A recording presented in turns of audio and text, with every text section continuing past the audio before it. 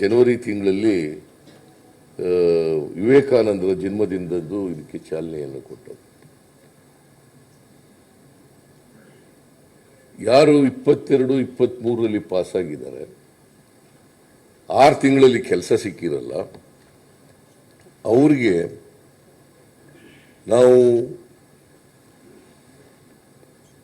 ನಿರುದ್ಯೋಗಿ ಪದವೀಧರರಿಗೆ 2 ವರ್ಷದವರೆಗೆ ತಿಂಗಳಿಗೆ 3,000 ರೂಪಾಯಿ, ನಿರುದ್ಯೋಗಿ ಡಿಪ್ಲೊಮಾ ಹೋಲ್ಡರ್ಸ್ಗೆ ತಿಂಗಳಿಗೆ 1,500 ರೂಪಾಯಿ ಕೊಡ್ತಕ್ಕಂಥದ್ದನ್ನು ನಾವು ಚುನಾವಣಾ ಪೂರ್ವದಲ್ಲಿ ಭರವಸೆ ಕೊಟ್ಟಿದ್ದೋ ಅದರಂತೆ ಅದನ್ನು ಜಾರಿ ಮಾಡ್ತಕ್ಕಂಥದ್ದು ಮಾಡೋದು. 2 ವರ್ಷದ ಒಳಗಡೆ ಯಾಕೆ 2 ವರ್ಷ ನಿಗದಿ ಮಾಡಿದ್ದೀವಿ ಅಂತಂದರೆ 2 ವರ್ಷದ ಒಳಗಡೆ ನಾವು ಅವರಿಗೆ ಸ್ಕಿಲ್ ಡೆವಲಪ್ಮೆಂಟ್ ಟ್ರೈನಿಂಗ್ ಕೂಡ ಕೊಡ್ತೀವಿ. ಉಚಿತವಾಗಿ ಸ್ಕಿಲ್ ಡೆವಲಪ್ಮೆಂಟ್ ಟ್ರೈನಿಂಗ್ ಕೂಡ ಕೊಡ್ತೀವಿ. ಆ ಸ್ಕಿಲ್ ಡೆವಲಪ್ಮೆಂಟ್ ಟ್ರೈನಿಂಗ್ ಕೊಟ್ಟು ಅವರಿಗೆ ಉದ್ಯೋಗ ಸಿಗಬೇಕು. ಯಾಕಂದರೆ ಮಾರುಕಟ್ಟೆಯಲ್ಲಿ ಯಾವುದಕ್ಕೆ ಡಿಮ್ಯಾಂಡ್ ಇದೆ, ಯಾವ ಕೆಟಗರಿಗೆ ಡಿಮ್ಯಾಂಡ್ ಇದೆ ಅಂತ ಟ್ರೈನಿಂಗನ್ನು ಕೊಟ್ಟು ಅವರಿಗೆ ಕೆಲಸ ಸಿಕ್ಕ ರೀತಿ ಮಾಡ್ತಕ್ಕಂಥ ಕೆಲಸ ಮಾಡ್ತೀವಿ. ಸೊ ಹೀಗೆ ಕರ್ನಾಟಕದ ಕನ್ನಡಿಗರಿಗೆ 5 ಗ್ಯಾರಂಟಿಗಳನ್ನು ನಾವು ಅಧಿಕಾರಕ್ಕೆ ಬಂದ 8 ತಿಂಗಳಲ್ಲಿ ಜಾರಿ ಮಾಡಿದ್ದೀವಿ. ಜನರಿಗೆ ನಮ್ಮ ಮೇಲೆ ನಂಬಿಕೆ ಬಂದಿದೆ, ವಿಶ್ವಾಸ ಬಂದಿದೆ. ಕಾಂಗ್ರೆಸ್ ಸರ್ಕಾರ ಕರ್ನಾಟಕದಲ್ಲಿ ನುಡಿದಂತೆ ನಡೆದಿದೆ, ಕೊಟ್ಟ ಮಾತಿನಂತೆ ನಡ್ಕೊಂಡಿದೆ. ಹಿಂದೆನೂ ಕೂಡ ನಾವು ನಡ್ಕೊಂಡಿದ್ದು. 2013ರಿಂದ 2018ರವರೆಗೆ ನಾವು ಅಧಿಕಾರದಲ್ಲಿದ್ದಾಗ 165 ಗ್ಯಾರಂಟಿಗಳಲ್ಲಿ 158 ಭರವಸೆಗಳನ್ನು ಈಡೇರಿಸಿದ್ದವು. ಅದ್ರ ಜೊತೆಗೆ 30 ಹೊಸ ಕಾರ್ಯಕ್ರಮಗಳನ್ನು ಕೂಡ ಜಾರಿ ಮಾಡಿದ್ದು. ಅದರ ಆಧಾರದ ಮೇಲೆ ಜನ ನಮ್ಮ ಮೇಲೆ ವಿಶ್ವಾಸ ಬಂದಿದೆ, ನಂಬಿಕೆ ಬಂದಿದೆ. ಕಾಂಗ್ರೆಸ್ ಸರ್ಕಾರ ಕೊಟ್ಟ ಮಾತಿನಂತೆ ನಡ್ಕತ್ತದೆ ಅಂತೇಳಿ ಈ 5 ಗ್ಯಾರಂಟಿಗಳನ್ನು ಜಾರಿ ಮಾಡಿದಾಗ ಇವತ್ತವರೆಗೆ 44,000 ಕೋಟಿ ರೂಪಾಯಿ ಖರ್ಚಾಗಿದೆ. ಇವತ್ತಿನವರೆಗೆ 44,000 ಕೋಟಿ ರೂಪಾಯಿ ಖರ್ಚಾಗಿದೆ. ಸುಮಾರು 23-24ರಲ್ಲಿ 36,000 ಕೋಟಿ ರೂಪಾಯಿನಷ್ಟು ಖರ್ಚಾಗಿದೆ. 36,000 ಕೋಟಿ ರೂಪಾಯಿನಷ್ಟು ಖರ್ಚಾಗಿದೆ. ಬಿಜೆಪಿಯವರು ನಮ್ಮ ಮೇಲೆ ಸುಳ್ಳು ಆರೋಪಗಳನ್ನು ಮಾಡ್ತಾರೆ. ಮೊದಲು ಈ ಗ್ಯಾರಂಟಿಗಳನ್ನು ನಾವು ವಾಗ್ದಾನ ಮಾಡಿದಾಗ, ಘೋಷಣೆ ಮಾಡಿದಾಗ ಇವ್ರು ಮಾಡೋಕ್ಕಾಗಲ್ಲ ಅಂತ ಹೇಳಿದ್ರು. ಈ ಗ್ಯಾರಂಟಿಗಳನ್ನು ಜಾರಿ ಮಾಡೋಕ್ಕಾಗಲ್ಲ ಅಂತ ಹೇಳಿದ್ರು. ಮಾಡಿದ್ರೆ ರಾಜ್ಯ ಆರ್ಥಿಕವಾಗಿ ದಿವಾಳಿಯಾಗ್ಬಿಡ್ತದೆ ಅಂತ ಹೇಳಿದ್ರು. ಆಮೇಲೆ 2ನೇ ಸಾರಿ ಏನು ಹೇಳಿದ್ರು ಅಂತಂದ್ರೆ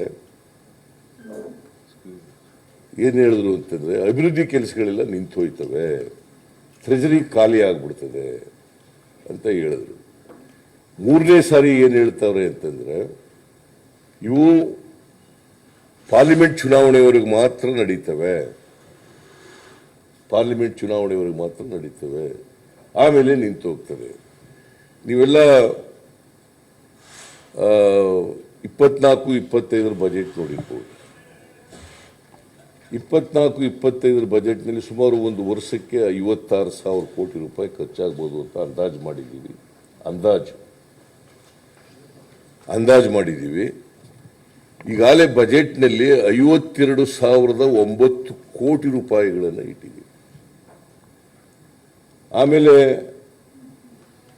ಅಭಿವೃದ್ಧಿ ಕೆಲಸಗಳಿಗೆ 68,000 ಕೋಟಿ ರೂಪಾಯಿಗಳನ್ನು ಇಟ್ಟಿದ್ದೀವಿ.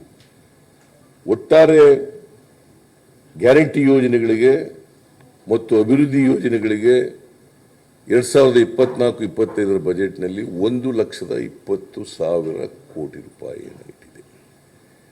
ಎಲ್ಲೂ ಕೂಡ ಕ್ಯಾಪಿಟಲ್ ಎಕ್ಸ್ಪೆಂಡಿಚರ್ಗೆ ಕಡಿಮೆ ಆಗದ ರೀತಿ ನೋಡ್ಕೊಂಡಿದ್ದೀವಿ. ಯಾಕಂದರೆ ಕರ್ನಾಟಕದ ಅಭಿವೃದ್ಧಿ ಆಗಬೇಕು, ಅಭಿವೃದ್ಧಿ ಕೆಲಸಗಳಾಗಬೇಕು ಅಂಥೇಳಿ ಕ್ಯಾಪಿಟಲ್ ಎಕ್ಸ್ಪೆಂಡಿಚರು 23, 24, 22, 23 ಅದಕ್ಕಿಂತ ಹೆಚ್ಚು ಹಣವನ್ನು ನಾವು 24-25ನೇ ಬಜೆಟ್ನಲ್ಲಿ ಘೋಷಣೆ ಮಾಡಿದ್ದೀವಿ. ನಮ್ಮ ಬಜೆಟ್ ಗಾತ್ರ 3,71,000 ಕೋಟಿ. 3,71,000 ಕೋಟಿ. ಬಸವರಾಜ ಬೊಮ್ಮಾಯಿ ಮಂಡಿಸಿದಂತಹ ಬಜೆಟ್ 23-24ಕ್ಕೆ ಮಂಡಿಸಿದಂಥ ಬಜೆಟ್ 3,09,000 ಕೋಟಿ. ನಾವು ಮಂಡಿಸಿರ್ತಕ್ಕಂಥದ್ದು 3,71,000 ಕೋಟಿ. ಅದರಿಂದ ಈ ಬಿಜೆಪಿಯವರು ಮಾಡ್ತಾ ಇರ್ತಕ್ಕಂಥ ಆರೋಪಗಳು ಎಲ್ಲವೂ ಕೂಡ ಸುಳ್ಳು ಆರೋಪಗಳು. ಜನರನ್ನು ತಪ್ಪುದಾರಿಗೆಳಿಲಿಕ್ಕೆ, ನಮ್ಮ ಮೇಲೆ ವಿಶ್ವಾಸ ಕಡಿಮೆ ಆಗಲಿ ಅಂತ ಹೇಳಲಿಕ್ಕೆ ಈ ಗ್ಯಾರಂಟಿಗಳನ್ನು ಒಂದು ಸಾರಿ ಹೇಳಿದ್ರು ಜಾರಿ ಮಾಡೋಕ್ಕೆ ಸಾಧ್ಯನೇ ಇಲ್ಲ ಅಂತ, ಇನ್ನೊಂದು ಸಾರಿ ಹೇಳಿದ್ರು ಖಜಾನೆ ಖಾಲಿ ಆಗಿಬಿಡ್ತದೆ, ಅಭಿವೃದ್ಧಿ ಕೆಲಸಗಳೆಲ್ಲ ನಿಂತೋಯ್ತವೆ ಅಂತೇಳಿ, ಮೂರನೇ ಸಾರಿ ಹೇಳಿದ್ರು ಚುನಾವಣೆಯವರೆಗೆ ಮಾತ್ರ ಮಾಡ್ತಾರೆ, ಚುನಾವಣೆ ಆದ ನಾವು ಈ ಗ್ಯಾರಂಟಿ ಯೋಜನೆಗಳು ನಿರಂತರ.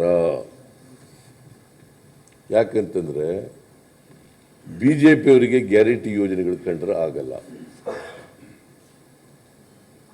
ಗ್ಯಾರಂಟಿ ಯೋಜನೆಗಳು ಕಂಡ್ರೆ ಆಗಲ್ಲ. ಅವು ಏನಾದ್ರು ಮಾಡಿ ನಿಲ್ಲಿಸಬೇಕು ಅಂತಕ್ಕಂಥದ್ದು ಅವರ ಹುನ್ನಾರ. ಯಾಕಂತಂದ್ರೆ ಬಿಜೆಪಿಯವರು ಬಡವರು, ರೈತರು, ಮಹಿಳೆಯರು,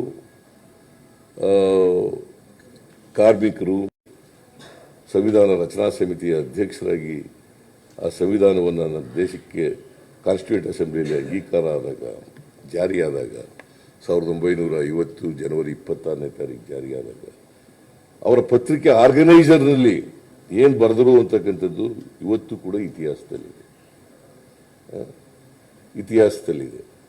ಅದಾದಮೇಲೆ ಸಾವರ್ಕರ್ ಏನು ಹೇಳಿದ್ರು, ಗುರೂಜಿ ಏನು ಹೇಳಿದ್ರು, ಇವೆಲ್ಲವೂ ಕೂಡ ಇತಿಹಾಸದಲ್ಲಿ ದಾಖಲಾಗಿದ್ದಾವೆ. ಆಮೇಲೆ ಇವರ ಲೀಡರ್ಗಳು ಸಂವಿಧಾನದ ಬಗ್ಗೆ ಏನೇನು ಮಾತಾಡಿದ್ದಾರೆ, ಸಂವಿಧಾನ ಬದಲಾವಣೆ ಮಾಡ್ತೀವಿ ಅಂತೆಲ್ಲ ಹೇಳಿದ್ದಾರೆ. ನಾವು ಅಧಿಕಾರಕ್ಕೆ ಬಂದಿರೋದೇ ಸಂವಿಧಾನ ಬದಲಾವಣೆ ಮಾಡಲಿಕ್ಕೆ ಅಂತೇಳಿ. ನಮಗೆ 400 ಸ್ಥಾನಗಳನ್ನು ಕೊಟ್ಟರೆ ನಾವು ಸಂವಿಧಾನನ ಬದಲಾವಣೆ ಮಾಡಿಬಿಡ್ತೀವಿ ಅಂತೇಳಿ ಹೇಳಿದ್ದಾರೆ. ಮೋಹನ್ ಭಾಗವತ್ RSS ಸ್ವಲ್ಪ ತಾಳ್ಮೆಯಿಂದ ಇರಿ, ಸಂವಿಧಾನ ಬದಲಾವಣೆ ಮಾಡ್ತೀವಿ ಅಂತ RSS ಬೈಠಕ್ನಲ್ಲಿ ಹೇಳಿದ್ದಾರೆ. ಸೊ ಇವರು ಆಂತರಿಕವಾಗಿರ್ತಕ್ಕಂಥದ್ದು ಬೇರೆ, ಬಹಿರಂಗವಾಗಿ ಹೇಳ್ತಕ್ಕಂಥದ್ದು ಇನ್ನೊಂದು. ಇವ್ರಿಗೆ ಯಾವತ್ತೂ ಕೂಡ ಸಂವಿಧಾನದ ಬಗ್ಗೆ ಗೌರವ ಇಲ್ಲ. ಈ ಚುನಾವಣೆ ಇದೆಯಲ್ಲ, ಇದು ಎರಡನೇ ಸ್ವಾತಂತ್ರ್ಯ ಅಂತ ಕರಿಬಹುದು, ಎರಡನೇ ಸ್ವಾತಂತ್ರ್ಯ ಹೋರಾಟ ಅಂತ ಕರಿಬಹುದು. ಎರಡನೇ ಸ್ವಾತಂತ್ರ್ಯದ ಹೋರಾಟ. ಯಾಕಂತಂದ್ರೆ ನಮ್ಮ ಸಂವಿಧಾನ, ಬಾಬಾ ಸಾಹೇಬ್ ಅಂಬೇಡ್ಕರ್ ಅವರು ಕೊಟ್ಟಿರ್ತಕ್ಕಂಥ ಸಂವಿಧಾನ ಎಲ್ರಿಗೂ ಸಮಾನ ಅವಕಾಶಗಳನ್ನು ಕೊಡ್ತೇವೆ, ಸಮಾನತೆಯ ಸಮಾಜವನ್ನು ನಿರ್ಮಾಣ ಮಾಡ್ತೇವೆ,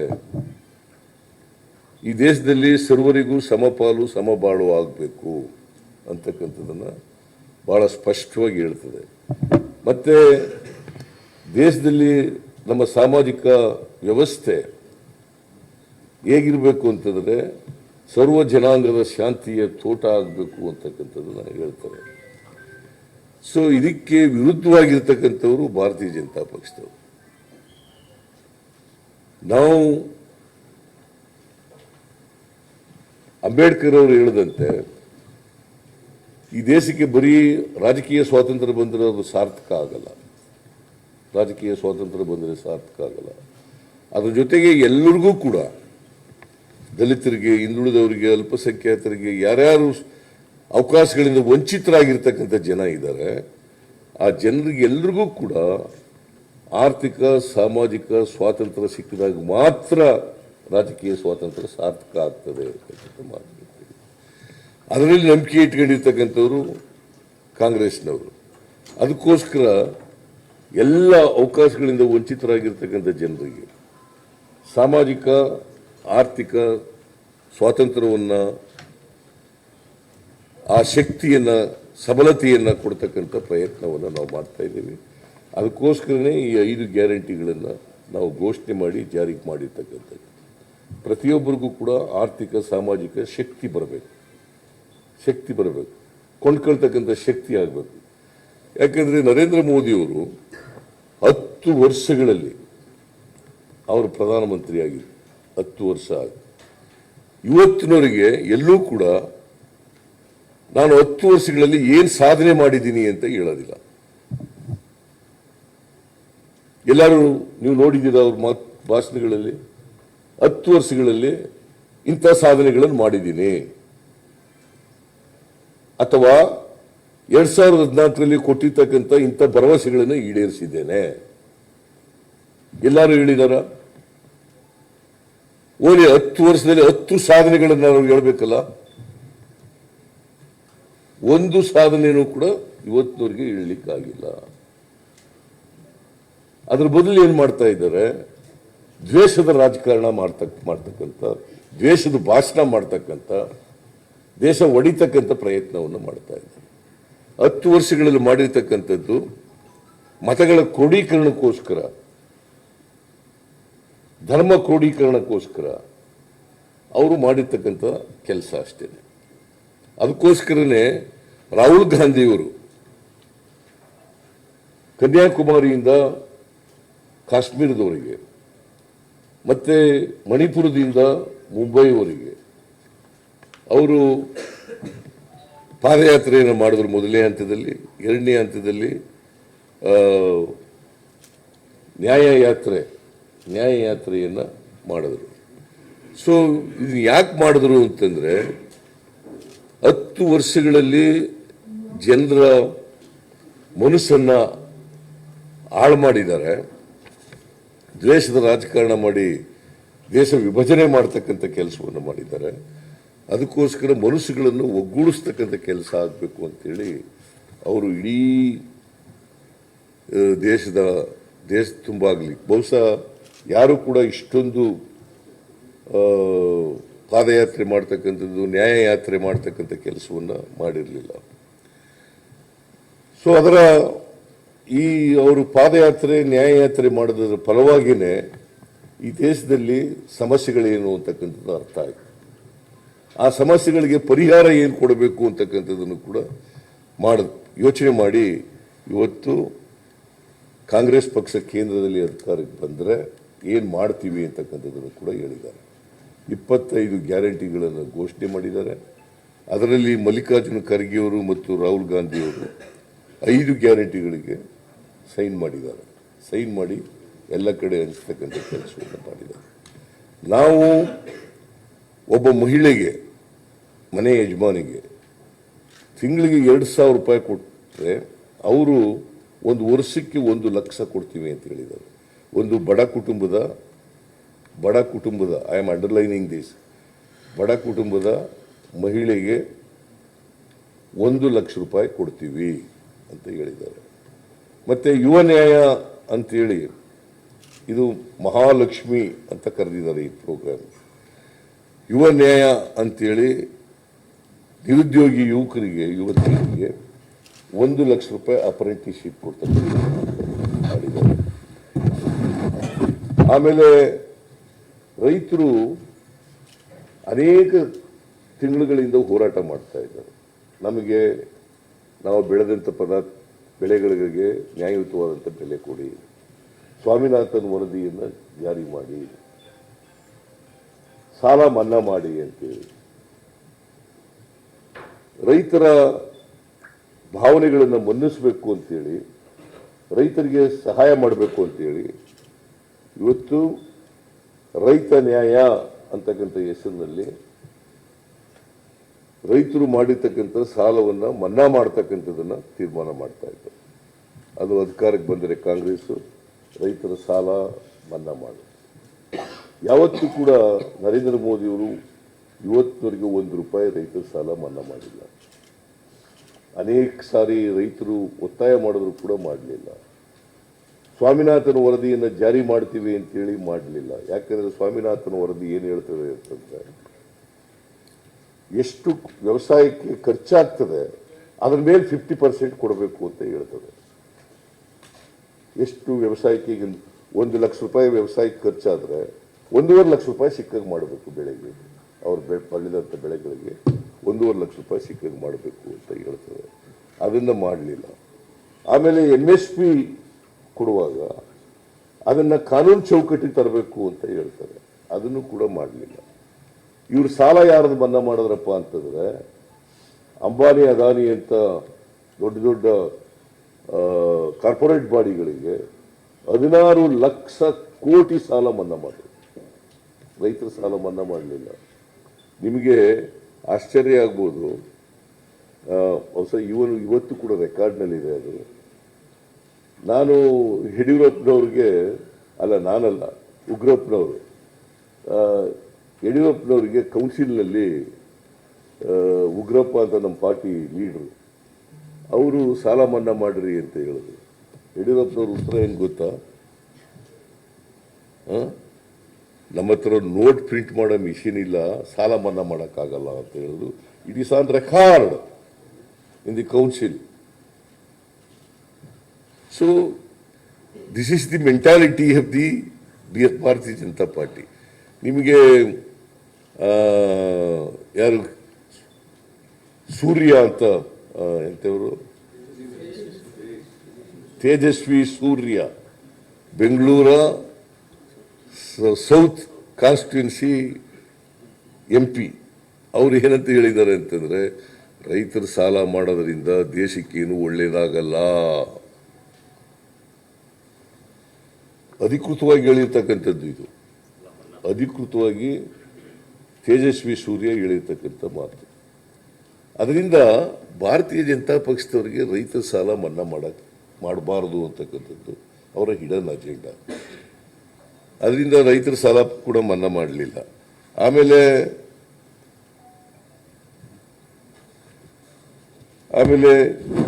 ಜಾತಿ ಗಣತಿ ಮಾಡ್ತೀವಿ ಅಂತ ಹೇಳ್ತಾರೆ.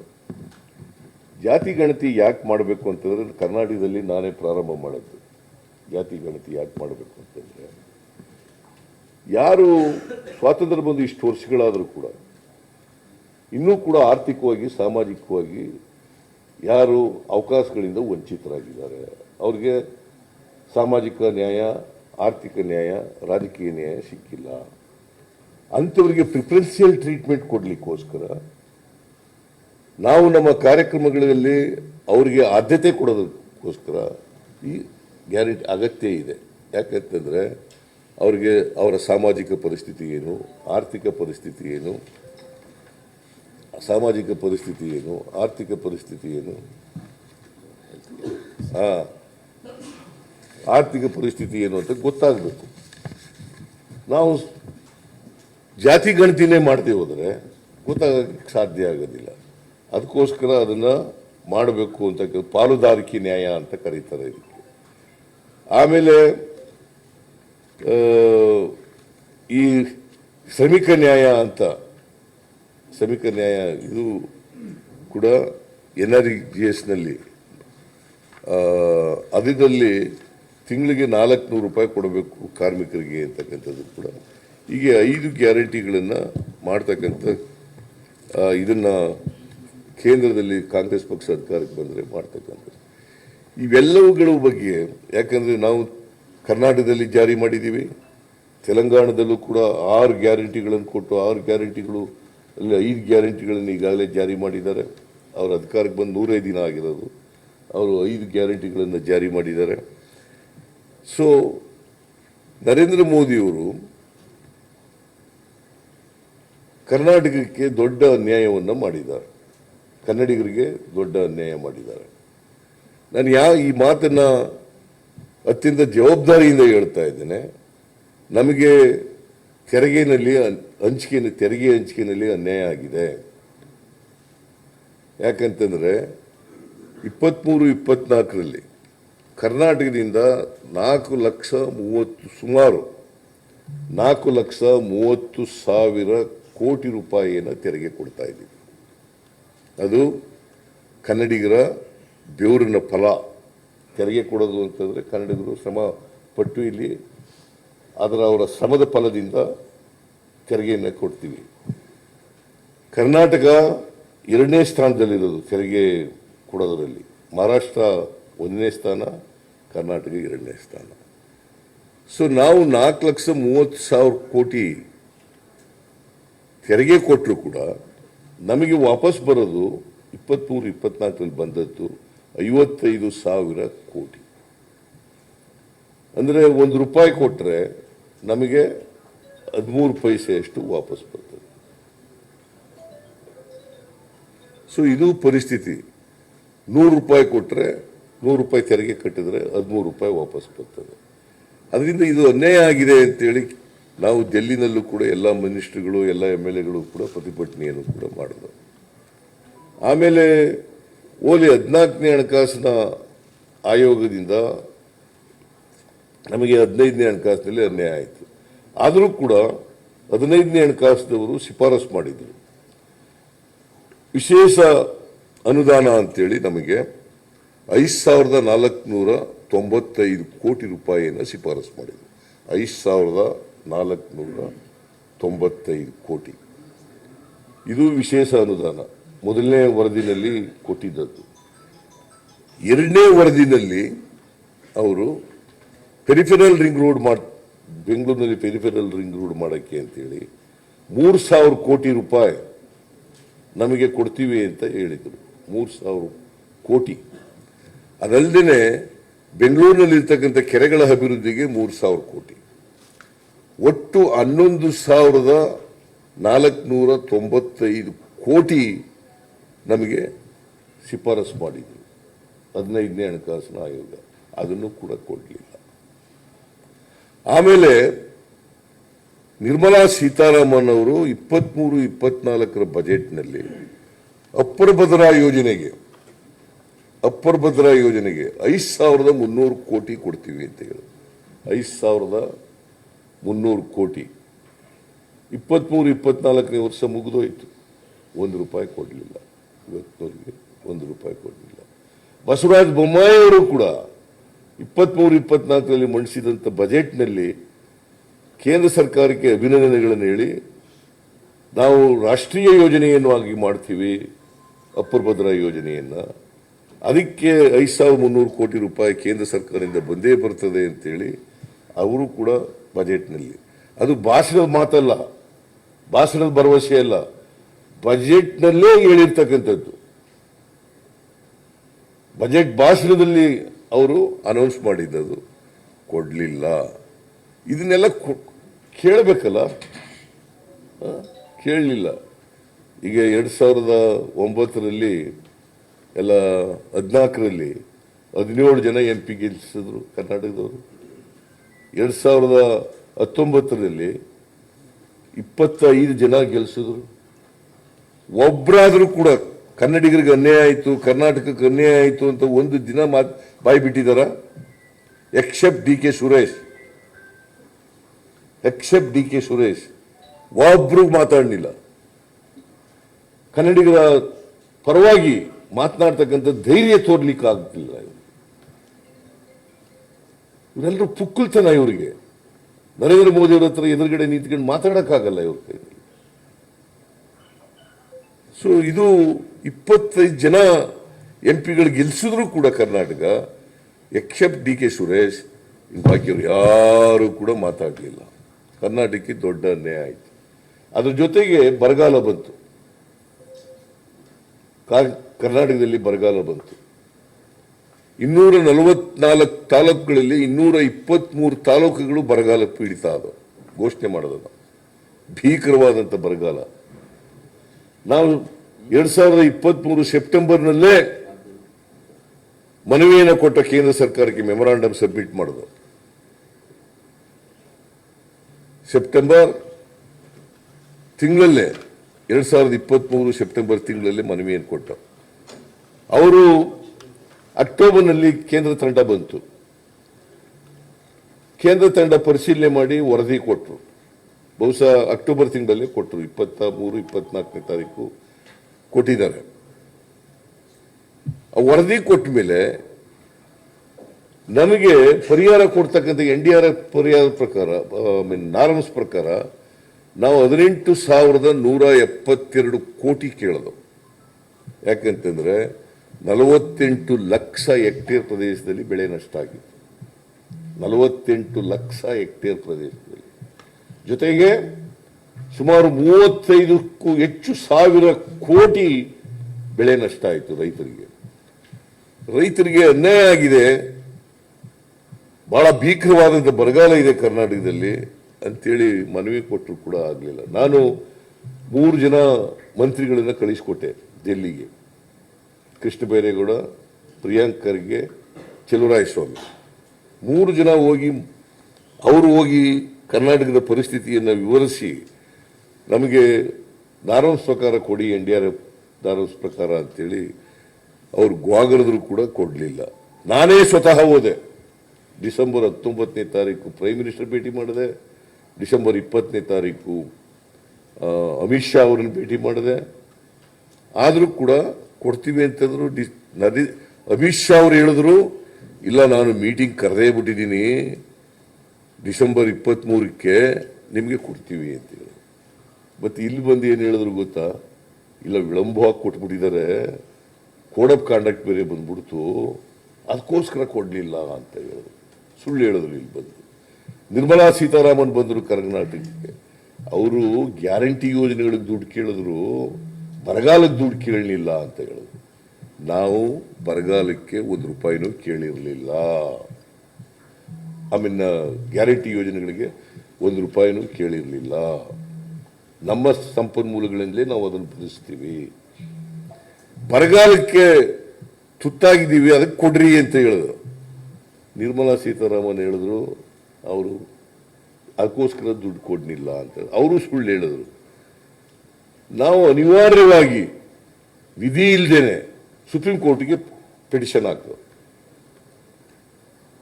ಸುಪ್ರೀಂ ಕೋರ್ಟ್ಗೆ 7 ತಿಂಗಳ ನಂತರ ಪಿಟಿಷನ್ ಹಾಕಿದ್ರು. ಸುಪ್ರೀಂ ಕೋರ್ಟ್ನಲ್ಲಿ ಕೇಂದ್ರ ಸರ್ಕಾರ ಪ್ರತಿನಿಧಿಸಿ ಅಟಾರ್ನಿ ಜನರಲ್ ಮತ್ತು ಸಾಲಿಸಿಟರ್ ಜನರಲ್ ಅಪಿಯರ್ ಆದರು. ಅಮಿತ್ ಶಾ ಅವರು ಹೇಳಿದ ಮಾತು ಹೇಳಬೇಕಾಗಿತ್ತಲ್ಲ, ಅವರು ವಿಳಂಬ ಆಗಿದೆ ಅದು ಕೊಡ್ಲಿಲ್ಲ ಅಂತ ಹೇಳಬೇಕಾಗಿತ್ತಲ್ಲ. ನಿರ್ಮಲಾ ಸೀತಾರಾಮನ್ ಇವ್ರು ಕೇಳಿರೋದು ದುಡ್ಡು ಗ್ಯಾರಂಟಿ ಯೋಜನೆಗಳಿಗೆ ಅಂತ ಹೇಳಬೇಕಾಗಿತ್ತಲ್ಲ, ಹೇಳಲಿಲ್ಲ. 2 ವಾರ ಟೈಮ್ ಕೊಡಿ. ಸುಪ್ರೀಂ ಕೋರ್ಟ್ನವರು ಚಾಟಿ ಬೀಸೋವರೆಗೂ ಕೂಡ ನಮಗೂ ₹1 ಕೊಡಲಿಲ್ಲ ಅಲ್ವಾ? ₹1 ಕೊಡಲಿಲ್ಲ. ಆಮೇಲೆ ಟೈಮ್ ತಕೊಂಡು ನಮಗೆ 3,454 ಕೋಟಿ ಕೊಡಬೇಕು. ಅದು ಏನು, ನಾವು ಸುಪ್ರೀಂ ಕೋರ್ಟ್ಗೆ ಹೋಗಿದ್ರೆ ಅದು ಕೊಡ್ತಿರ್ಲಿಲ್ಲ. ಸುಪ್ರೀಂ ಕೋರ್ಟ್ನವರು ಚಾಟಿ ಬೀಸಿದವ್ರೆ ಅದು ಕೊಡ್ತಿರ್ಲಿಲ್ಲ. ಈಗ ನಾನು ಕರ್ನಾಟಕದ ಮತದಾರರಿಗೆ ಮನವಿ ಮಾಡ್ತೀನಿ ಅಂತಂದ್ರೆ,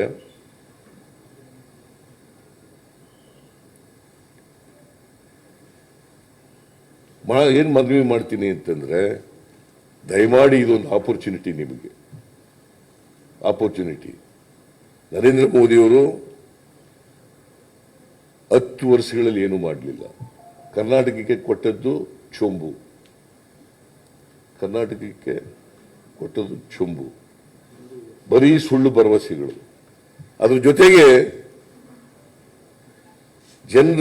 ಧರ್ಮಗಳ ನಡುವೆ, ಜಾತಿಗಳ ನಡುವೆ ಬಜರಂಗ ದಳದವ್ರ ಥರ ಮಾತಾಡೋದು, ಇವೆಲ್ಲ ಮಾತಾಡಿ ಸಮಾಜವನ್ನು ಒಡಿತಕ್ಕಂಥ ಕೆಲಸವನ್ನು ಮಾಡಿದ್ದಾರೆ.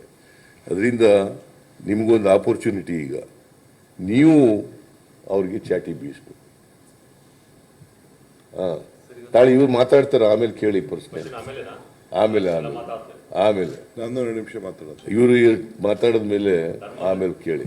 ಅದರಿಂದ ನನಗನ್ಸುತ್ತೆ ಈ ಸಾರಿ ಕರ್ನಾಟಕದ ಜನ ನಮ್ಮ ಮೇಲೆ ವಿಶ್ವಾಸ ಇಟ್ಟು, ನಂಬಿಕೆ ಇಟ್ಟು, ಕಾಂಗ್ರೆಸ್ ಪಾರ್ಟಿ ಮೇಲೆ ವಿಶ್ವಾಸ ಇಟ್ಟು ಈ ಸಾರಿ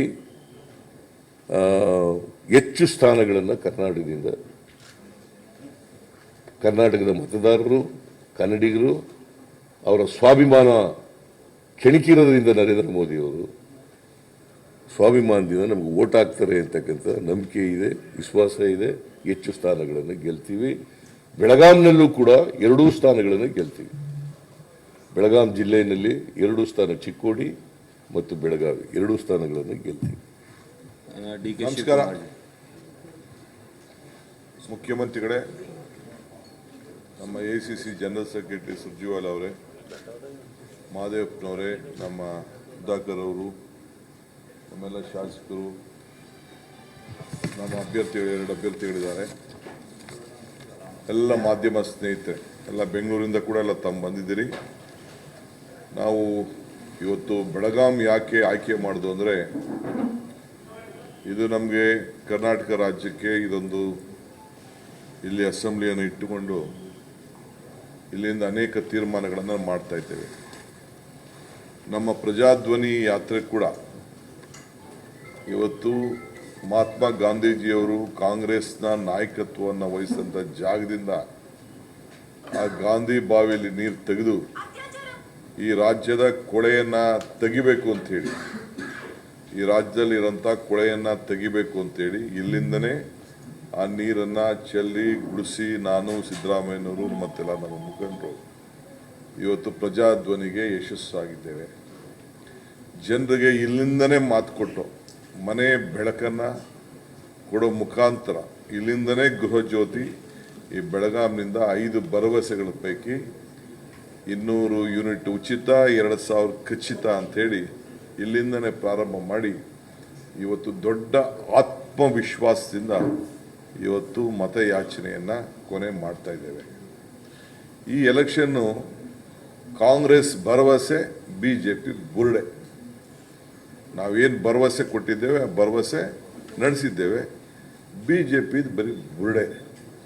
ನಾನು ಕೇಳ್ತಾ ಇದ್ದೀನಿ, BJP ತನ್ನ ಪ್ರಣಾಳಿಕೆಯಲ್ಲಿ ಏನು ಮಾತು ಕೊಟ್ಟಿತ್ತು, ಇಲ್ಲ ಹೋದ ಎಲೆಕ್ಷನಲ್ಲಿ ಏನು ಮಾತು ಕೊಟ್ಟಿತ್ತು, ಇಲ್ಲ 10 ವರ್ಷ ನಮ್ಮ ಮುಖ್ಯಮಂತ್ರಿ ಹೇಳ್ದಂಗೆ ಅವರ ಸಾಧನೆ ಏನಾದ್ರು ಇದ್ರೆ ಭಾವನೆ ಮೇಲೆ ಮಾತಾಡ್ತಾ ಇದ್ದಾರೆ ಹೊರತು ಬದುಕಿನ ಮೇಲೆ ಏನು ಮಾತಾಡ್ತಾ ಇಲ್ಲ. ಈಗ ನಾವು ಏನು ಕಾಂಗ್ರೆಸ್ ಗ್ಯಾರಂಟಿ ಹೇಳ್ತಾ ಇದ್ದೋ ಆ ಗ್ಯಾರಂಟಿಗೆ ಟೀಕೆ ಮಾಡಿ ಈಗ ಮೋದಿ ಗ್ಯಾರಂಟಿ ಅಂತ ಹೊರಟಿದ್ದಾರೆ. BJP ಗ್ಯಾರಂಟಿ ಅವ್ರದ್ದು ಒಂದೇ ಫೋಟೋ ಹಾಕೊಂಡು ಮಾಡ್ಕೊಳ್ಳಿ, ಅವ್ರ ಪಾರ್ಟಿ ಏನು ಬೇಕಾದ್ರೂ ಮಾಡ್ಕೊಳ್ಳಿ. ಆದರೆ ನಾನು ಇವತ್ತು ತಮ್ಗೆ ಹೇಳ್ತಾ ಇರೋದಿಷ್ಟೇ, ಇವತ್ತು ಕಾಂಗ್ರೆಸ್ನ ಗಾಳಿ ಗ್ಯಾರಂಟಿಗಳ ಗಾಳಿ. ಯಾವ ಗ್ಯಾರಂಟಿ? ಕಾಂಗ್ರೆಸ್ ಗ್ಯಾರಂಟಿ ಗಾಳಿ. 10 ಗ್ಯಾರಂಟಿ, 1 ವೋಟ್ಗೆ 10 ಗ್ಯಾರಂಟಿ, 1 ವೋಟ್ 10 ಗ್ಯಾರಂಟಿ. ಇದು ಕಾಂಗ್ರೆಸ್ ಪಾರ್ಟಿಯ ಒಂದು ದೊಡ್ಡ ಶಕ್ತಿ.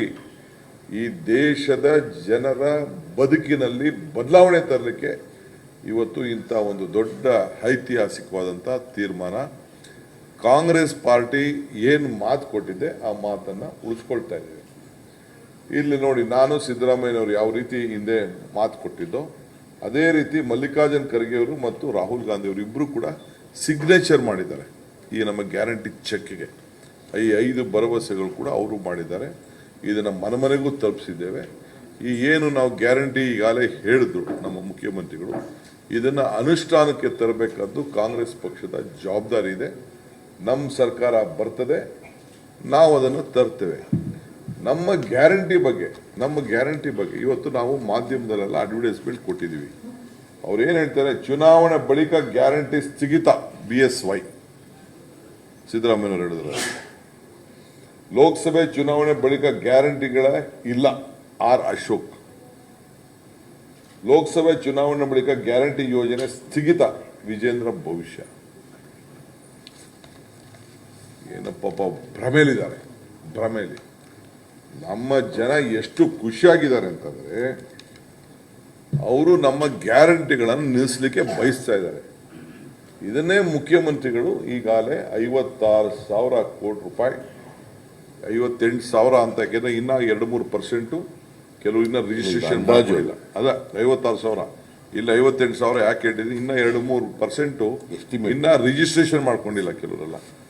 ಅವ್ರೇನೋ ರಿಜಿಸ್ಟ್ರೇಷನ್ ಮಾಡ್ಕೊಂಡ್ರೆ ನಾವು ಕೊಡಬೇಕಾಗ್ತದೆ, ಕೊಡ್ತೀವಿ. ಒಟ್ಟು 7 ಕೋಟಿ ಜನರ ಪೈಕಿ 4.6 ಕೋಟಿ ಜನರಿಗೆ ನೇರವಾಗಿ ಇದು ಅನುಕೂಲ ಆಗ್ತಾ ಇದೆ. ಇದು ಬದಲಾವಣೆ ಅಲ್ವೇ? ಇದು ಒಂದು ದೊಡ್ಡ ಪ್ರಶ್ನೆ. ಈಗ ಬೆಳಗಾಂನಲ್ಲಿ ಅವರು SC ST ಹಣದ ಬಗ್ಗೆ ಮಾತಾಡ್ತಿದ್ರು. ಇದೇ ಬೆಳಗಾಂನಲ್ಲಿ ನಾವು ಸಿದ್ದರಾಮಯ್ಯನವರು ಮುಂದೆ ಮುಖ್ಯಮಂತ್ರಿ ಆಗಿದ್ದಾಗ ಈ ಕಾಯ್ದೆನ ತಂದು ಆ ಜನರಿಗೆ ಇಡೀ ಕೇಂದ್ರದ ಬಜೆಟ್ SC/ST ಡಿಪಾರ್ಟ್ಮೆಂಟ್ಗೆ 85,000 ಕೋಟಿ ಇತ್ತು. ಅವ್ರ ಜನಸಂಖ್ಯೆಗೆ ಅನುಗುಣವಾಗಿ ನಾವು ಆ ಜನಸಂಖ್ಯೆ ಅನುಗುಣವಾಗಿ ನಾವು ಇವತ್ತು 30,000ಕ್ಕೂ ಹೆಚ್ಚು ಕೋಟಿ ರೂಪಾಯಿನ 39,000 ಕೋಟಿ ಈ ವರ್ಷ 39,000 ಕೋಟಿ ರೂಪಾಯಿ ಇವತ್ತು ಇಟ್ಟಿದ್ದೇವೆ.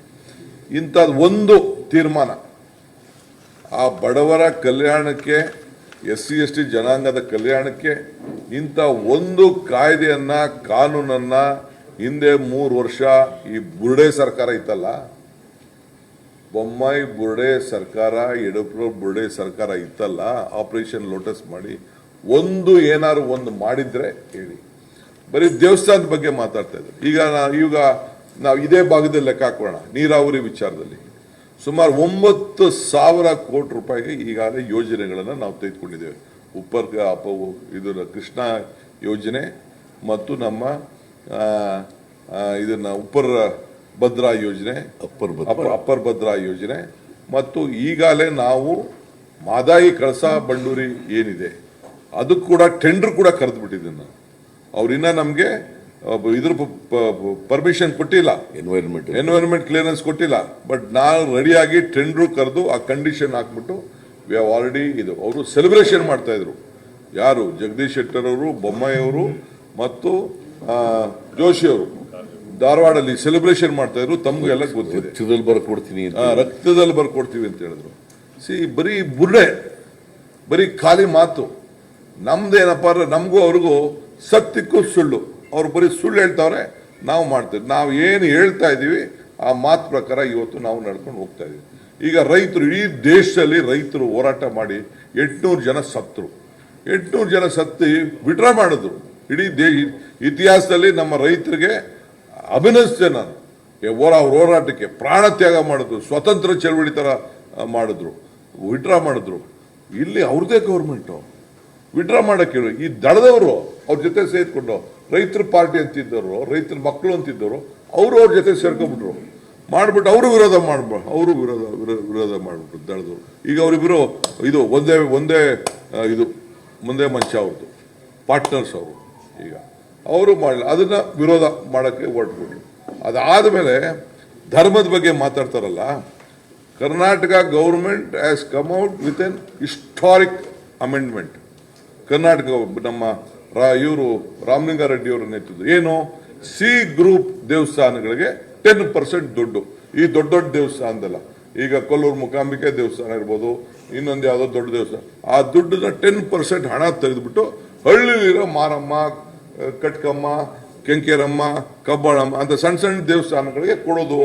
ಆಮೇಲೆ ಪೂಜಾರಗಳಿಗೆಲ್ಲ ಅವರ ವಿದ್ಯಾಭ್ಯಾಸಕ್ಕೆ ಅವ್ರ ಯೋಗಕ್ಷೇಮಕ್ಕೆ, ಅವ್ರ ಇನ್ಸೂರೆನ್ಸ್ಗೆ ಏನೋ ಒಂದು ಪೆನ್ಷನ್ ಕೊಡಬೇಕು ಅಂತ ಬರೀ 10% ಕಾಯ್ದೆ ತಂದ್ರೆ ಎಲ್ಲಾರು ಉಂಟೇನ್ರಿ? ಗೌರ್ನರ್ಗೆ ಹೇಳ್ಬಿಟ್ಟು ನಿಲ್ಸವ್ರಲ್ಲ ಪೂಜಾರಿಗಳು. ಪಾಪ ಹಳ್ಳಿ ದೇವಸ್ಥಾನಗಳು, ಸಣ್ಣ ಸಣ್ಣ ದೇವಸ್ಥಾನಗಳು, ಹಿಂದೆ ಆರಾಧನಾ ಸ್ಕೀಮ್ ಅಂತ ಬಂಗಾರಪ್ಪನ ಕಾಲದಲ್ಲಿ ಆ ದೇವಸ್ಥಾನಗಳಿಗೆ ಸುಣ್ಣ ಬಣ್ಣ ಹೊಡೆಯಕ್ಕೆ ದುಡ್ಡು ಇಟ್ಟಿದ್ರು. ಇದಕ್ಕೂ ವಿರೋಧ ಮಾಡ್ತಾ ಇದ್ದಾರೆ. ಇನ್ ಯಾವ ಧರ್ಮ ಇವ್ರು ಮಾಡೋದು? ನಾವು ಈ ಧರ್ಮ ಕಾಪಾಡ್ತಾ ಇರೋರು. ನಮ್ಗೆ ರಾಜಕಾರಣದಲ್ಲಿ ಧರ್ಮ ಇರಬೇಕು, ಧರ್ಮದಲ್ಲಿ ರಾಜಕಾರಣ ಇರಬಾರ್ದು. ಇದು ನಮ್ಮ ಕಾಂಗ್ರೆಸ್ ಪಕ್ಷದ ಮೂಲ ನಿಲುವು. ನಾವು ಅರ್ಚಕರು ಯಾಕೆ ಅಂತಂದ್ರೆ, ಅರ್ಚಕರು ಪಾಪ ಅವರು ಏನೋ ಹಳ್ಳಿಗಳೆಲ್ಲ ದೇವಸ್ಥಾನ ಉಳಿಸ್ಕೊಂಡು ಬಂದಿದ್ದಾರೆ, ದಿನ ಪೂಜೆ ಗೀಜೆ ಮಾಡಿಕೊಂಡು. ಅರ್ಚಕಸ್ಯ ಪ್ರಭಾವಿನ ಶಿಲಾದ್ಭೂತಿ ಶಂಕರ, ಅರ್ಚಕನ ಪ್ರಭಾವದಿಂದ ಶಿಲೆಯಲ್ಲಿ ಶಂಕರ ಕಾಣಬಹುದು ಅನ್ನೋ ಗಮನವನ್ನು ಇಟ್ಕೊಂಡು ನಾವು ಅವ್ರಿಗೂ ನಾವು ಸಹಾಯ ಮಾಡಬೇಕು ಅಂತ ಹೊರಟಿದ್ರೆ, ಇವತ್ತು ಇದಕ್ಕೆ ವಿರೋಧ ಮಾಡೋದಕ್ಕೆ ಇದಕ್ಕೆ ಓಟ್ ಕೇಳ್ತಾ ಇದ್ದೀರಲ್ರಿ ನೀವು. ನಾನು ನಿಮ್ಗೆ ಕೇಳ್ತಾ ಇದ್ದೀನಿ, BJP ಅವ್ರಿಗೆ ಏನ್ ಮಾಡಿದ್ದೀರಿ ಅಂತ ನೀವು ಓಟ್ ಕೇಳ್ತಾ ಇದ್ದೀರಿ. You have no right to ask any vote ಕೇಳಕ್ಕೆ ನಿಮ್ಗೆ ಹಕ್ಕಿಲ್ಲ. ಇಲ್ಲ, CM ಹೇಳಿದ್ರಲ್ಲ 10 ವರ್ಷದ ಸಾಧ್ಯ ಹೇಳಿ ಅಂತ ಅಂದ್ಬಿಟ್ಟು, 10 ವರ್ಷದ ಸಾಧ್ಯ ಏನಿದೆ ಅಂತ ಹೇಳಿ ನೀವು. ಒಂದು ವಿಚಾರ, ಇವತ್ತು ನಾವು ಭರವಸೆ, ಇವತ್ತೇನು ನಮ್ದು ಭರವಸೆ ಅಂದ್ರೆ, ನಮ್ಮ ಸರ್ಕಾರ ಕೇಂದ್ರದಲ್ಲಿ ಬರ್ತದೆ, ನಮ್ಮ ಹಕ್ಕು, ನಮ್ಮ ತೆರಿಗೆ, ನಮ್ಮ ಹಕ್ಕು ಏನಿದೆ ಅದು ಅನುಷ್ಠಾನಕ್ಕೆ ತರ್ತೀವಿ. ನೀವು ನಮ್ಮ ಸಂಸದರ ಆಯ್ಕೆ ಮಾಡಿ, ಈಗ ಮೇಕೆದಾಟು ಯೋಜನೆ ಅನುಷ್ಠಾನಕ್ಕೆ ತಂದೇ ತರ್ತೀವಿ. ನ್ಯಾಯಾಲಯದಲ್ಲಿ ನಮಗೆ ನ್ಯಾಯ ಸಿಗ್ತದೆ. ಮಾದಾಯಿ ವಿಚಾರದಲ್ಲಿ ನಾವು ಆ ಯೋಜನೆ ಮಾಡೇ ಮಾಡ್ತೀವಿ. ಭದ್ರಾ ಯೋಜನೆ ಅದು ಕಾರ್ಯರೂಪಕ್ಕೆ ತಂದೇ ತರ್ತೀವಿ. 5,200 ಕೋಟಿ 4,000 ಕೋಟಿ ಅವರೇ ತಾನೇ ಬಜೆಟ್ ಅಲ್ಲಿ ಸೇರಿಸಿ 5,300 ಕೋಟಿ 5,300 ಕೋಟಿ ಅದನ್ನ ಬೊಮ್ಮಾಯಿ ಸೇರಿಸಿರ್ತಾನೆ. ಇವತ್ತು ₹1 ಬಿಡುಗಡೆ ಮಾಡಲಿ, ಅದು ಹೆಂಗ್ರಿ ಓಟ್ ಕೇಳಕ್ಕೆ ಪ್ರೈಮ್ ಮಿನಿಸ್ಟರ್ ಅಲ್ಲಿಗೆ ಬಂದ್ರು ದಾವಣಗೆರೆಗೆ? I am not able to understand. ಇಲ್ಲಿಗೆ ಹೆಂಗ್ರಿ ಬಂದ್ರು? ಆ ಬಜೆಟ್ ಬಗ್ಗೆ ಏನು ಲೆಕ್ಕ ಇಲ್ವೇ? See what is the contribution? So ಯಾವುದು ಕೂಡ ಹಣಕಾಸಿನ ಆಯೋಗದ ಹಣ ಕೂಡ ಬರಲಿಲ್ಲ. ಇಲ್ಲ ಓಲಿ ಬದುಕಿಗೆ ಏನಾರು ಒಂದು, ಈಗ ನೋಡಿ ಈ ಬೆಲೆ ಏರಿಕೆದು ಒಂದು ದೊಡ್ಡ ಒಂದು ಪಟ್ಟಿ ಇದೆ. ಮಾಂಗಲ್ಯದ ಸರ ಪ್ರೈಮ್ ಮಿನಿಸ್ಟರ್ ಮಾತಾಡ್ತಾರಲ್ಲ, ಮಾಂಗಲ್ಯ ಅಂದ್ರೆ ಏನು? 4 ಚಿನ್ನ, 2 ಗ್ರಾಮ್ ಚಿನ್ನ, 4 ಗ್ರಾಮ್ ಚಿನ್ನ, 24,000 ಆಯ್ತು ಮನಮೋಹನ್ ಸಿಂಗ್ ಇದ್ದಾಗ. ಈಗ ಎಷ್ಟಿದೆ? 74,000 ರೂಪಾಯಿ ಆಗಿದೆ. 74,000. ನೀನು ಮಾಂಗಲ್ಯ ಚಿನ್ನ ಮಾತಾಡಕ್ಕೆ ನಿಂಗೆ ಹಕ್ಕಿಯಲ್ಲಿದೆ ಅಂತ, ಯು ಆರ್ ಲಾಸ್ಟ್ ರೈಟ್. ಮಾಂಗಲ್ಯ ಚಿನ್ನದ ಬಗ್ಗೆ ಬಿಡಿ, ಆ ಬೆಲೆದು ಎಲ್ಲ ಹಾಕಿದೀವಿ, ನಿಮ್ಗೆ ಅದೆಲ್ಲ ದೊಡ್ಡ ಕಥೆ ಇದೆ. ಮಾಂಗಲ್ಯ ಚಿನ್ನದ ಬಗ್ಗೆ ನಮ್ಮ ಧರ್ಮ, ನಮ್ಮ ಸಂಸ್ಕೃತಿ, ಎಲ್ಲಿ ನಮ್ಮ ಸಂಸ್ಕೃತಿ ನಾವು ಕಾಪಾಡ್ತಾ ಇದ್ದೀವಿ. ಇವತ್ತು ನಾನು ಹೇಳ್ತಾ ಇದ್ದೀನಿ, ಮುಖ್ಯಮಂತ್ರಿ ನಾನಿಬ್ರು ಹೇಳ್ತಾ ಇದ್ದೀವಿ, ನಮ್ಮ ಹೆಣ್ಣು ಮಕ್ಕಳ ಗೌರವ ಸ್ವಾಭಿಮಾನ ಧಕ್ಕೆ ಯಾವ ಕಾರಣಕ್ಕೂ at any cost we are going to protect the woman rights. ಅವರ ಸ್ವಾಭಿಮಾನ, ಅವರ ಬದುಕನ್ನ ಏನು ಅವ್ರ ಮೇಲೆ ಶೋಷಣೆ ಇವತ್ತು ನೀವು ಮಾಡಲಿಕ್ಕೆ ಪ್ರಯತ್ನ ಮಾಡ್ತಾ ಇದ್ದೀರಿ, ರಾಜಕಾರಣ ಮಾಡಲಿಕ್ಕೆ ಏನು ಪ್ರಯತ್ನ ಮಾಡ್ತಾ ಇದ್ದೀರಿ, we will not allow over may be. ನಾವು ಪ್ರೊಟೆಕ್ಟ್ ಮಾಡ್ತೀವಿ. ಎಲ್ಲ ಧರ್ಮಕ್ಕೂ ಕೂಡ ಸಮಾನತೆ ಇದೆ, ನಾವು ಈ ಸಂದರ್ಭದಲ್ಲಿ ನಾವು ಗಮನಿಸ್ತೇವೆ. ಆದ್ರಿಂದ ಈ ಸಂದರ್ಭದಲ್ಲಿ ತಮ್ಗೆ ಹೇಳೋದಿಷ್ಟೇ, ಇವತ್ತು ಈ ದೇಶದಲ್ಲಿ ಈ ಕರ್ನಾಟಕ ರಾಜ್ಯ ಒಂದು ಮಾಡೆಲ್ ಗವರ್ಮೆಂಟ್. ಇಡೀ country Karnataka is A model government. ನಾವು ಜನರ ಬದುಕಿನ ಬಗ್ಗೆ ಯೋಚನೆ ಮಾಡ್ತಾ ಇದೀವಿ. ಪ್ರತಿಯೊಬ್ಬರು ಹೊಟ್ಟೆ ತುಂಬಿಸೋದು ಯೋಚನೆ ಮಾಡ್ತಾ ಇದೀವಿ. ನಾವು ಭಾವನೆ ಮೇಲೆ ಯೋಚನೆ ಮಾಡ್ತಾ ಇಲ್ಲ, ನಾವು ಬದುಕಿನ ಮೇಲೆ ಯೋಚನೆ ಮಾಡ್ತೀವಿ. ಅದಕ್ಕೆ ಇಡೀ ದೇಶ ನಮ್ಮನ್ನ ನೋಡಿ, including Modi has copied that Congress guarantee has become Modi guarantee. To steal the word guarantee. ಈ ಸ್ಟೀಲ್ ದಿ ವರ್ಡ್ ಕದ್ಬಿಟ್ರು, ನಮ್ಮಿಂದ ವಿರೋಧ ಮಾಡಿದ್ರು, ಕದ್ಬಿಟ್ರು ಇದು ಆ ಶಕ್ತಿನ. ಸೊ ಅದನ್ನ ನಾವು ಉಳಿಸ್ಕೊಂಡು ಬಂದಿದ್ದೀವಿ. ಅದರಿಂದ ಬಿಜೆಪಿ ಹ್ಯಾಸ್ ನೋ ರೈಟ್. ಜನಕ್ಕೆ ನಾನು ಮನವಿ ಮಾಡ್ತಾ ಇದ್ದೀನಿ, ಐ ಆಮ್ ರಿಕ್ವೆಸ್ಟಿಂಗ್ ಯು, ದಯವಿಟ್ಟು ವೋಟ್ ಹಾಕಿ. ಇಲ್ಲೂ ಕೂಡ ವೆರಿ ಕೇಪಬಲ್ ಇಂಜಿನಿಯರಿಂಗ್ ಗ್ರಾಜ್ಯುಯೇಟ್, ಎಲ್ಲ ಭಾಷೆ ಮಾತಾಡೋಂಥ ಶಕ್ತಿ ಅಭ್ಯರ್ಥಿ ಕೂಡ ಇದ್ದಾರೆ. ನೋಡಿ ಇಲ್ಲಿ ಇವರು ವೆರಿ ಕೇಪಬಲ್ ನಮ್ಮ ಇವರು ಅಭ್ಯರ್ಥಿಗಳಲ್ಲಿ ಕೂತಿದ್ದಾರೆ, ನಮ್ಮ ರಾಜೀವ್ ಗೌಡ್ರು. ಸೊ ನೋಡಿ, ಒಂದು sir year honourable minister was year, corona time, I have spoken year, corona time. Central government, they could not bring his body and give to this constituency people. Suresh Angadi, what did that Jagdish Shetty do? His own relative. ಏನು ಒಂದು military airport ಅಲ್ಲಿ flight ಅಲ್ಲಿ ಒಂದು ಬಾಡಿನ ತಂದ್ಬಿಟ್ಟು ಇಲ್ಲಿ ಜನರ ಮುಂದೆ ಕೊಡಕ್ ಆಗ್ಲಿಲ್ವಾ? This is the shame on the culture. ಇದು ಬಹಳ ದೊಡ್ಡ ಅನ್ಯಾಯ. ಇದು ಮಾಡಕ್ಕೆ ಕೊರೋನಾ ಸಂದರ್ಭ ಇಂಥ ಕಷ್ಟ ತಂದು JCB ತಳ್ಬಿಟ್ಟು ಅವಮಾನ ಮಾಡಿದ್ರು.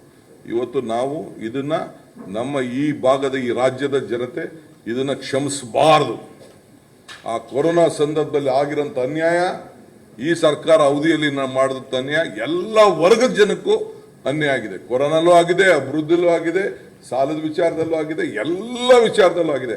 ಆದ್ರಿಂದ ಒಂದೇ ಒಂದು ಪರಿಹಾರ, ಇವತ್ತು ನಾನು ಮುಖ್ಯಮಂತ್ರಿಗಳು ಕ್ಲೀನಾಗಿ ಹೇಳಿದ್ದಾರೆ, ನಾನು ಜಾಸ್ತಿ ಹೊತ್ತಾಗಿದ್ದ ಒಂದು ಒಳ್ಳೆ ಅವಕಾಶ ಇದೆ.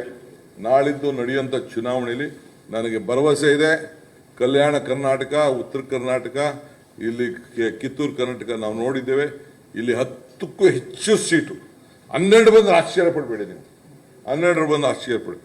ಆ ಥರ ವಾತಾವರಣ ಇವತ್ತು ಕಾಣ್ತಾ ಇದೆ. 20ಕ್ಕೂ ಹೆಚ್ಚು ಸೀಟ್ ಬಂದೇ ಬರ್ತದೆ. ಬಂದು ನಮ್ಮ ಕೇಂದ್ರದಲ್ಲಿ ನಮ್ಮ ಸರ್ಕಾರ ಬಂದೇ ಬರ್ತದೆ. ಏನು ನಾವು ಗ್ಯಾರಂಟಿಗಳನ್ನು ಕೊಟ್ಟಿದ್ದೇವೆ, ಆ ಗ್ಯಾರಂಟಿಗಳನ್ನು ನಾವು ಈಡೇರಿಸ್ತೇವೆ. ಇದು ಬರೀ ಬುರುಡೆ, ಸತ್ಯಕ್ಕೂ ಸುಳ್ಳು ನಡೀತಿರೋಂಥ ಎಲೆಕ್ಷನ್. ಆದರೆ ನಮ್ಮದು ಭರವಸೆ, ನಮ್ಮ ಭರವಸೆ, ಅವ್ರದ್ದು ಬುರುಡೆ. ಇಷ್ಟು ಹೇಳ್ತೀನಿ. ಮಿಕ್ಕಿದೇನೋ ವಿಚಾರ ಮುಖ್ಯಮಂತ್ರಿಗಳು ನಾವು ಉತ್ತರ ಕೊಡ್ತೇವೆ. Any questions? All India advertisement ಇದು ಸಂವಿಧಾನವೇ ನಮ್ಮ ಧರ್ಮ ಗ್ರಂಥ ಅಂತ ಬಂದಿದೆ ಸರ್. ನರೇಂದ್ರ ಮೋದಿ ಅವರು ಒಂದು ಅಡ್ವರ್ಟೈಸ್ಮೆಂಟ್ ಕೊಟ್ಟಿದ್ದಾರೆ ಆಲ್ ಇಂಡಿಯಾ. ಆಲ್ ಇಂಡಿಯಾ ಸಂವಿಧಾನವೇ ನಮ್ಮ ಧರ್ಮ ಗ್ರಂಥ. Can I take that question? And then- ವಿಶೇಷವಾಗಿ ಏನಂದ್ರೆ ಧರ್ಮದ ಆಧಾರದಲ್ಲಿ ಮುಸ್ಲಿಮರಿಗೆ ಮೀಸಲಾತಿ ನೀಡಲು ಸಂವಿಧಾನವನ್ನೇ ತಿದ್ದುಪಡಿ ಮಾಡಲು ಆದರಣೀಯ- ಮಿಸ್ಟರ್ ಸುರ್ಜೇವಾಲಾ ವಿಲ್ ಆನ್ಸರ್ आदरणीय ಯುವರ್ साथी, ಕ್ವೆಶ್ಚನ್. ನಾನು ಹೇಳ್ತೀನಿ. एक झूठ को गोबल्स की तरह 100 बार बोलकर वो सच नहीं बन जाएगी. मोदी सरकार ने इस देश के संविधान पर हमला बोल रखा है। ये मैं नहीं कह रहा, मोदी सरकार के पूर्व मंत्री और उनके नेता, उनके सांसद हेगड़े जी ने ये कहा कर्नाटक में कि मोदी जी को अगर इस बार चुन लिया गया तो वो देश का संविधान बदल देंगे। ये मैं नहीं कह रहा, मोदी जी के भाजपा उम्मीदवार लल्लू सिंह ने उत्तर प्रदेश में ये कहा इसी चुनाव में कि अगर उन्हें चुना गया तो वो संविधान बदल देंगे। ये मैं नहीं कह रहा, अरुण गोविल जी जो मोदी जी के भाजपा के सांसद के उम्मीदवार हैं उत्तर प्रदेश में, उन्होंने कहा कि वो संविधान बदल देंगे। ये मैं नहीं कह रहा। नरेंद्र मोदी जी के सबसे प्रिय बाबा कौन हैं? उनके सबसे प्रिय बाबा हैं आचार्य प्रमोद, जिनके कल्की धाम का वो उद्घाटन 3 महीने पहले करके आए हैं। वो ओथ दिलवा रहे हैं पब्लिकली कि देश में SC, ST, OBC की जातिगत रिजर्वेशन को खत्म करना ही भाजपा का लक्ष्य है। ये मैं नहीं कह रहा, मोदी जी की भाजपा में की जो उम्मीदवार हैं राजस्थान से ज्योति मिर्धा, वो इस चुनाव में कह रही हैं कि भाजपा को वोट दो, संविधान बदलेंगे। मोहन भागवत जी से लेकर जिनकी चर्चा सिद्धारमैया जी ने की, ये सब लोग मोदी जी के इसी संसदीय चुनाव में उम्मीदवार हैं, मोदी जी के सलाहकार हैं, मोदी जी की आईज एंड ईयर्स हैं। सच बात यह है कि श्रीमान नरेंद्र मोदी और भाजपा RSS इस देश के संविधान को बदलना चाहते हैं, SC, ST, OBC के अख्तियार को खत्म करना चाहते हैं। इसीलिए 30 लाख पद भारत सरकार में खाली, उस 30 लाख में 50% रिजर्वेशन तो SC, ST, OBC की है। तो 15 लाख SC, ST, OBC के लोगों को नौकरी किसने नहीं दी? नरेंद्र मोदी ने। जो पब्लिक सेक्टर अंडरटेकिंग बेच दी, उनमें रिजर्वेशन खत्म हो गया। अब भारत सरकार में ज्वाइंट सेक्रेटरी और से सेक्रेटरी तक के सारे पद अब प्राइवेट सेक्टर से भरे जाते हैं, रिजर्वेशन खत्म हो गया। तो नरेंद्र मोदी जी अब से पहले ही रिजर्वेशन खत्म करने का षड्यंत्र चला रहे हैं और अब संविधान बदलना चाहते हैं।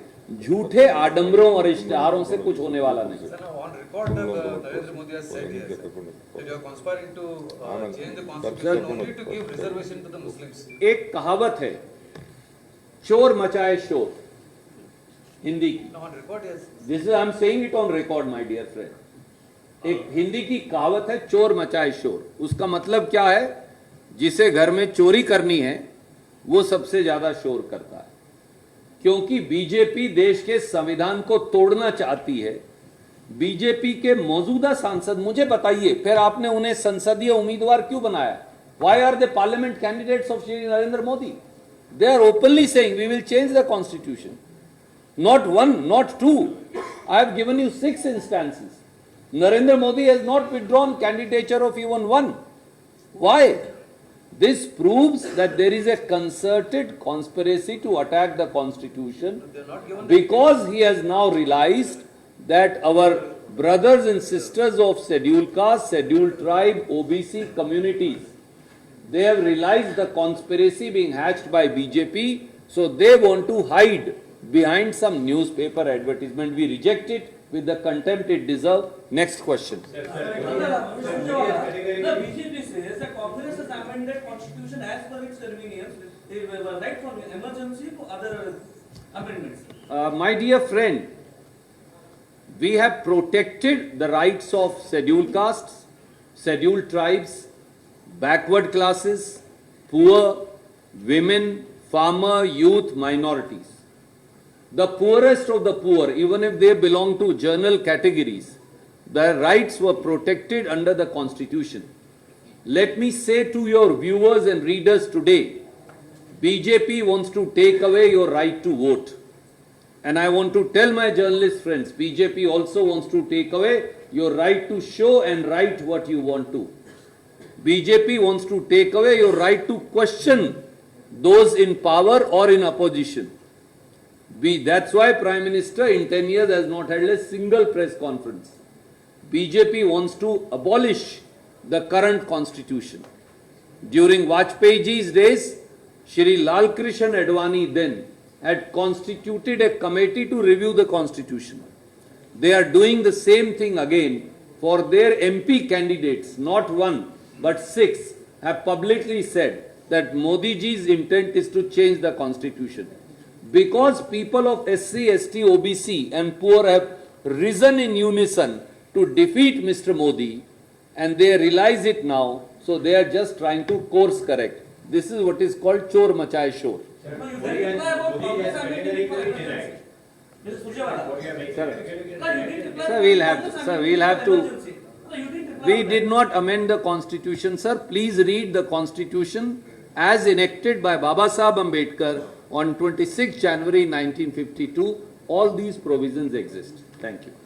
Modi has categorically denied, even an interview with the 5 editors of the TV channel, that there is no question of abolishing this constitution, and we are going to go by the existence of the. Sir, I challenge Mr. Modi through the good offices of my journalist friends in Belgaum. Please withdraw today the candidature of the 6 candidates. Arun Govil, Lallu Singh, Jyoti Mirdha. Disassociate yourself from the Baba and all others. Expel Mr. Hegde, all others who are saying they want to change the, Modi wants to change the constitution. The very fact that Modi ji's over a dozen candidates continue to seek votes for changing the constitution proves the conspiracy. Number 2, will Prime Minister say why has he abolished reservation for post of Joint Secretary and above in Government of India by making direct recruitment and abolishing reservation for SC, ST, OBC? Will Prime Minister answer why has he not filled up 30 lakh posts lying vacant in Government of India, thereby denying reservation rights to 15 lakh SC, ST, OBC youth? Will the Prime Minister tell why did the UGC bring in an amendment where the roster points were changed and the SC, ST, OBC reservation was denied? Will the Prime Minister also answer the entire conspiracy that is being hatched to change the constitution is actually aimed at denying reservation rights as also the protections given to the poorest of the poorest and the underprivileged sections including SC, ST, OBC. Sir, ಈಗ ಅಮಿತ್ ಶಾ ಅವರು ಹೇಳ್ತಾ ಇದ್ದಾರೆ, ರಾಜ್ಯದಲ್ಲಿ ಕಾನೂನು ವ್ಯವಸ್ಥೆ ಇಲ್ಲ ಒಬ್ರು ಕೇಳ್ರಿ. ಅಲ್ಲ ಇವ್ರು ಕೇಳಿ ಇವ್ರು ಕೇಳ್ತಾರೆ. ರಾಜ್ಯದಲ್ಲಿ ಕಾನೂನು ವ್ಯವಸ್ಥೆ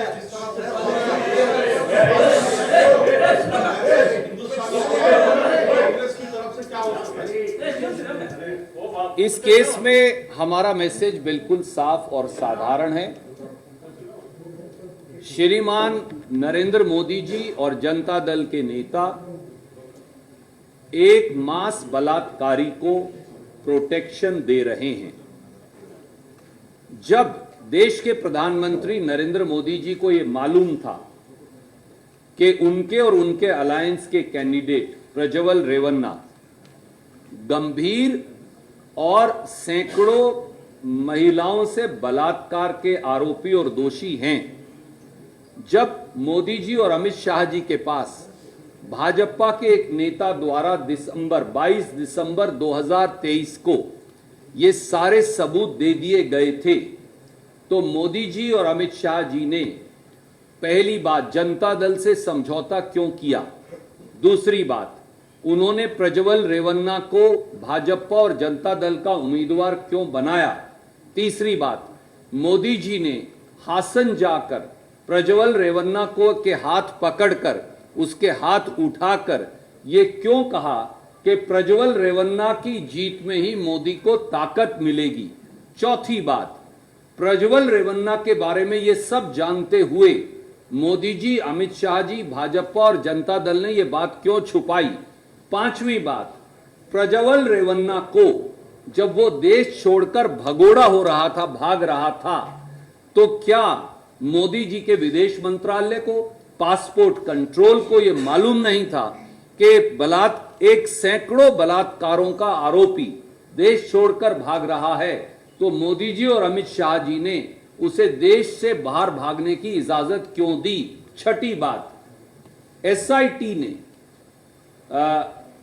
सीबीआई को यह लिखा, मोदी सरकार को यह लिखा कि वो कहां पर है भगोड़ा, उसे वापस लाया जाए। आज तक मोदी जी और अमित शाह जवाब क्यों नहीं देते? आठवीं बात, मुख्यमंत्री जी ने यह लिखा प्रधानमंत्री को कि प्रज्वल रेवन्ना का डिप्लोमेटिक पासपोर्ट कैंसिल किया जाए, आज तक क्यों नहीं किया? नौवीं बात, हमारी एसआईटी ने सीबीआई को यह लिखा कि इंटरपोल को बोलकर ब्लू कॉर्नर नोटिस जारी किया जाए ताकि वो वापस हमें पता चले कि वो किस देश में हैं।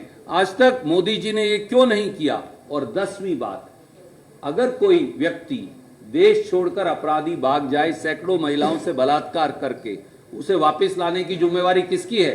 प्रांतीय सरकार की है या केंद्रीय सरकार की?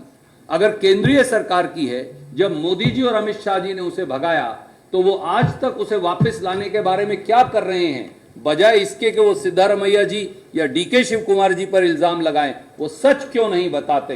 इन 10 सवालों का जवाब वो दें। राहुल गांधी ने क्या पत्र लिखा?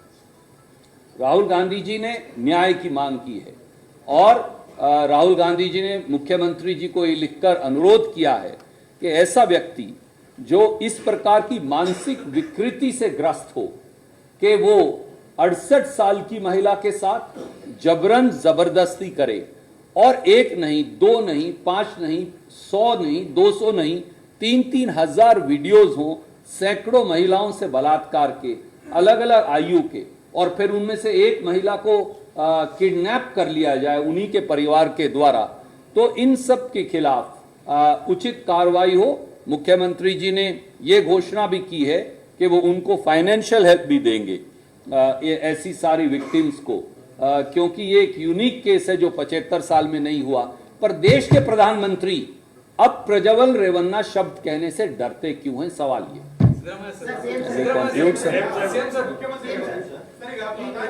ವಿಡಿಯೋಗಳೆಲ್ಲ 4-5 ವರ್ಷಗಳ ಹಿಂದಿನಿದೆ.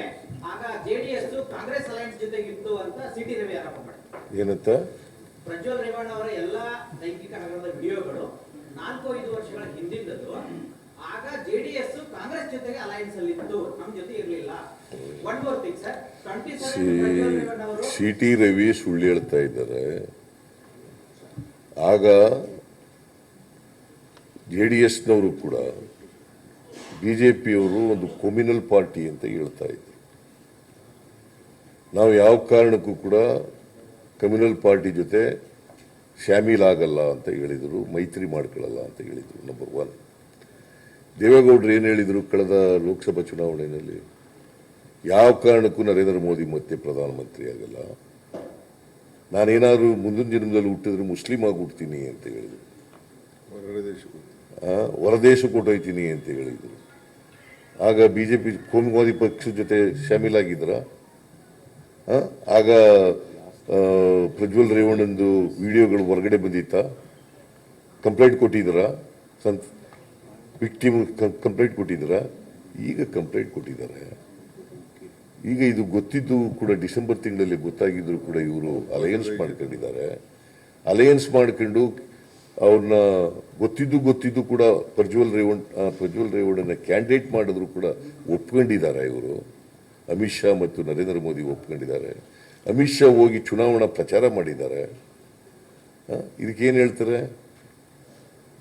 ಅದರಿಂದ ನಮಗೆ ಗೊತ್ತಿರಲಿಲ್ಲ.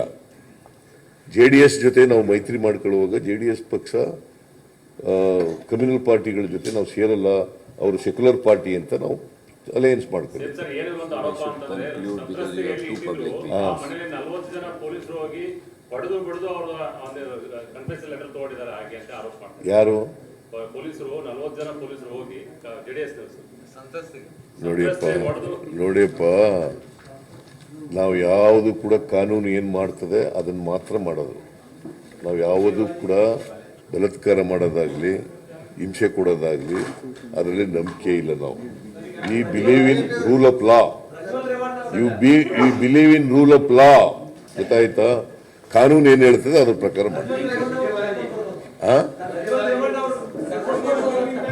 ಈಗ ಹೇಳಿದ್ರಲ್ಲ ಇವರು, ನಾವು ಬ್ಲೂ ಕಾರ್ನರ್ ನೋಟಿಸ್ ಕೊಡ್ತಾ ಇದ್ದೀವಿ. ಅವ್ರು ಎಲ್ಲೇ ಇದ್ರು ಕೂಡ ಅವ್ರ ಮೂವ್ಮೆಂಟ್ ಎಲ್ಲ ಗೊತ್ತಾಗುತ್ತೆ. ಅವ್ರನ್ನ ಕರ್ಕ ಬಂದ ಮೇಲೆ ಅವ್ರನ್ನ ಕಾನೂನು ಪ್ರಕಾರ ಏನ್ ಮಾಡಬೇಕು ಅದನ್ನ ಮಾಡ್ತೀವಿ. Thank you. Because last day, no, there are too many meetings. ನನಗೆ ಲಾಸ್ಟ್ ಡೇ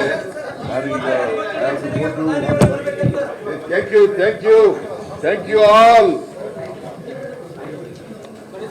ಎಲ್ಲ ನೀವೆಲ್ಲ ಕಾಂಗ್ರೆಸ್ ಓಟ್ ಹಾಕ್ರಪ್ಪ ದಯವಿಟ್ಟು.